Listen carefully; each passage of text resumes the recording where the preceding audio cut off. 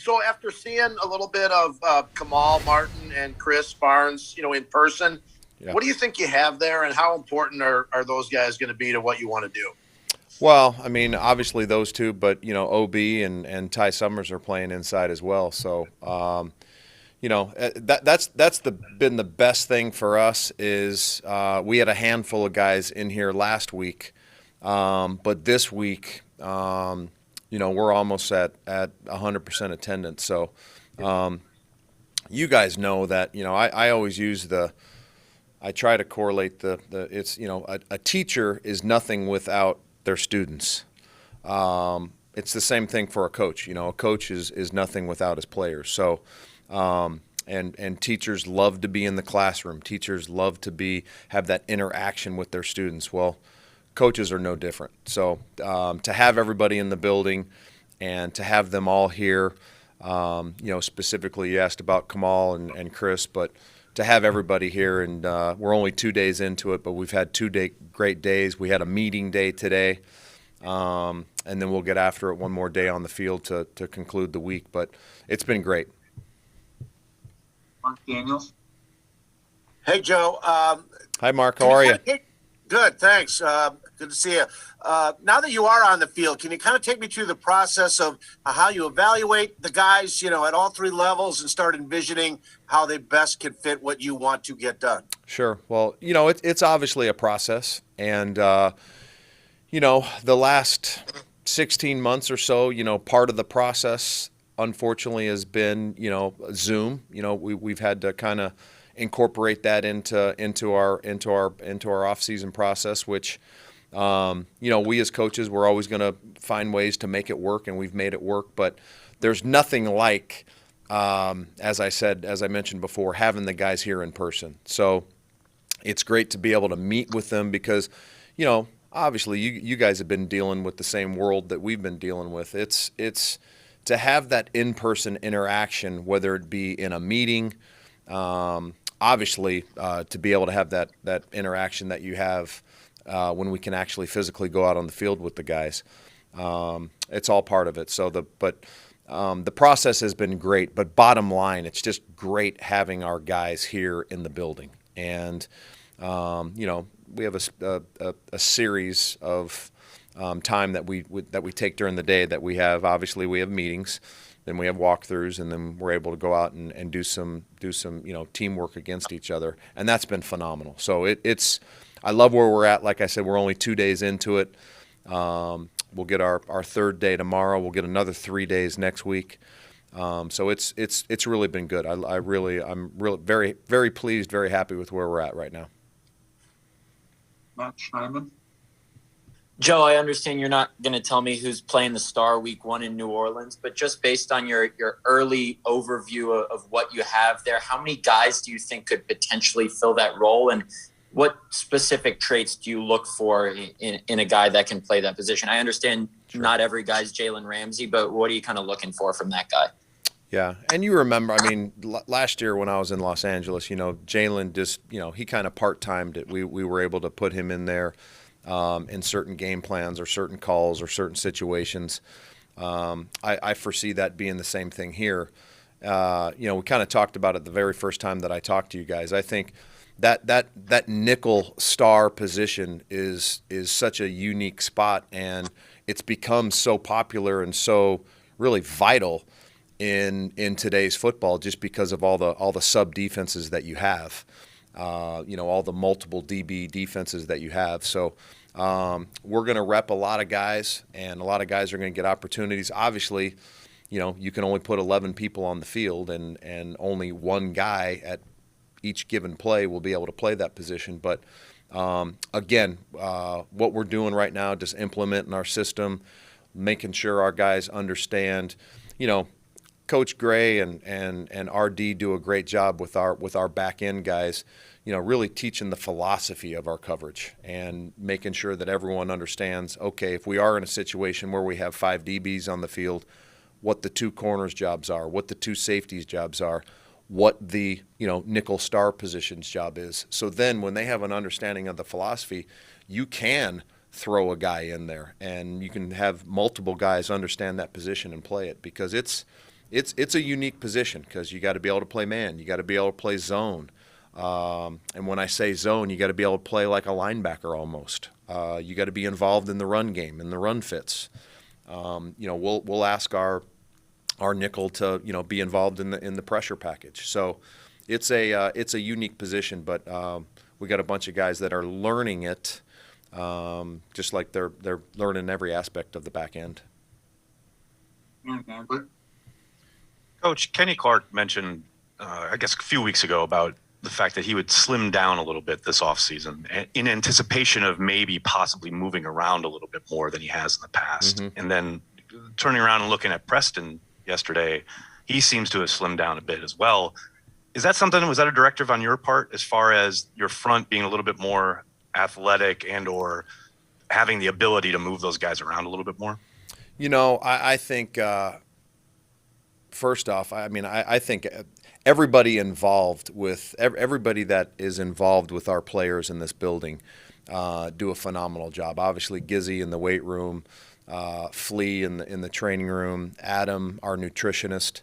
I think all those people have their hand in that. My biggest thing coming in is that, I want guys to play defensive football in the National Football League right now, you got to be able to run.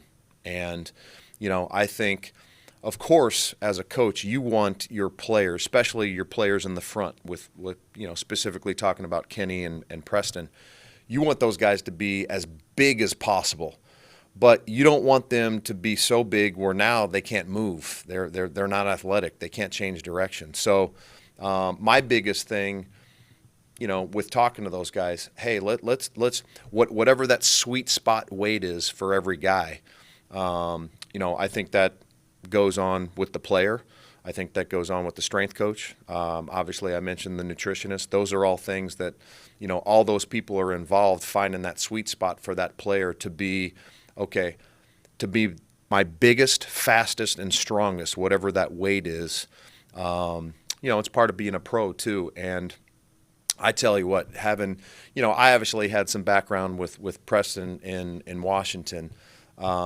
Kenny, obviously, I know and knew from the process when he came out, but seeing those guys in person for the very first time on Monday, I couldn't be happier the way they look. They both look phenomenal. They really look like they've been, the last 3 months since the season ended, they've really been putting in a bunch of work.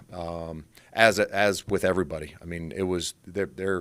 our guys have been working, and that makes you feel good when they come back in, even though they're not here, and we want them here. Like as I mentioned, as a coach, you want everyone here. But seeing all those guys, they all look great. They've really been putting the work in since they've been away. Hey, Joe, Kenny Clark made a comment yesterday how sometimes he's leaning on Jerry to help him translate the language a little bit, like what something meant last year versus what it means in your system. I'm just curious, how much are the assistant coaches kind of helping with that terminology translation, that language translation as you get these guys to learn? Absolutely. It's huge. I think that was, again, I'm a big process guy. Obviously, the early part of our process when I came in here was you have to implement the system, and the first people that you have to implement the system to is the assistant coaches, because again, they're the ones. Obviously, we're all involved in that translation to the players, but our assistant coaches do a phenomenal job.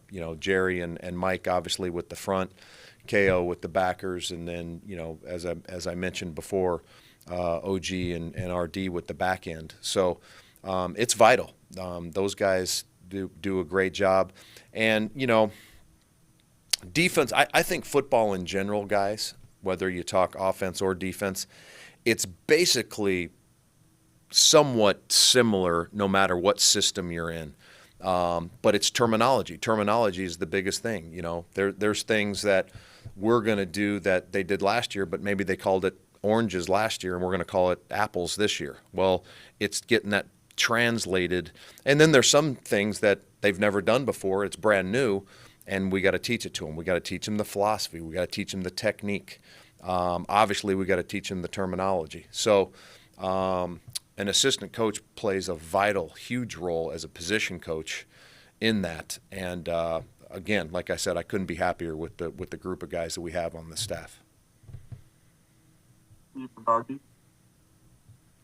Hello, I was just wondering, first, your early impressions of Eric Stokes, what kind of adjustment he might need to make for his rookie year, and also what you think you have back in Kevin King. I didn't know what your impression of him had been from an opposing team's perspective. Yeah, to answer your question, I'll start with Kevin. Kevin's been great. Again, like I said, it's just great having those guys around, having them in the building. With these veterans, it's completely voluntary. We're in the voluntary stage of this, and it's great having Kevin here. I'm excited about him. I've always been a fan. Loved him when he came out. So, we obviously did a lot of work on him at the previous place I was at. So, very happy to be working with him and have him present here. It's been awesome. And Stokes is, I'm excited about it. But again, it's, Eric's obviously a rookie, but he's a big, tall, fast rookie that's got great length. Those are traits, Kevin and Eric, you can't coach length. You can't coach, with Eric, you can't coach 4.28 or whatever he ran. I mean, those are traits that are great to have. So both those guys as the whole back end. I mean, I couldn't be more impressed with Darnell Savage and Adrian Amos. I mean, all those guys have been really phenomenal. This week. So it's I'm very excited with where we're at. Joe Huber. Hey, Joe, you've got three linebackers. You've got a lot of skins on the wall, a lot of investment there. How do you maximize the number of snaps you can get them? Yeah, the good thing at usually up front, if you guys know when you watch a game and you evaluate a game, usually up front, the defensive linemen, the pass rushers, those are usually the positions that do. You have a little bit of a rotation. Obviously, a little bit different than when you get back away from the football. Not much of a rotation, for example. But in today's NFL, you can't have enough guys that can rush the passer. And to have Za'Darius, to have Rashawn, to have Preston, and then we'll wait and see, who that fourth and fifth guy is that will be coming up out of the ranks. But all three of those guys, I'm excited. It's great whether we have two of them on the field, all three of them on the field. We'll get creative and have some fun with it. But like I said, you can't have enough great pass rushers, and I'm excited to be working with all three of those guys. And they've again, all three of them are here.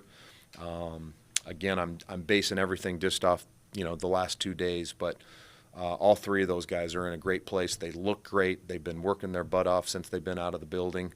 But it's great to have all three of those guys here in Green Bay. There's no doubt.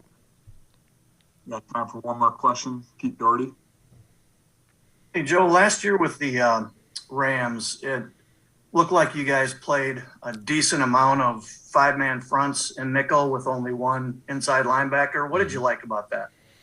Well, everything that we'll do, Pete, with our personnels, and, we're going to use a bunch of hybrid different personnels, subtly put different people in different positions. It's just to obviously try to gain an advantage defensively. So a little bit of it, I think you have to see what your personnel is, who you have, whether it be at the defensive line, at the outside linebacker, at the inside linebacker, in the back end.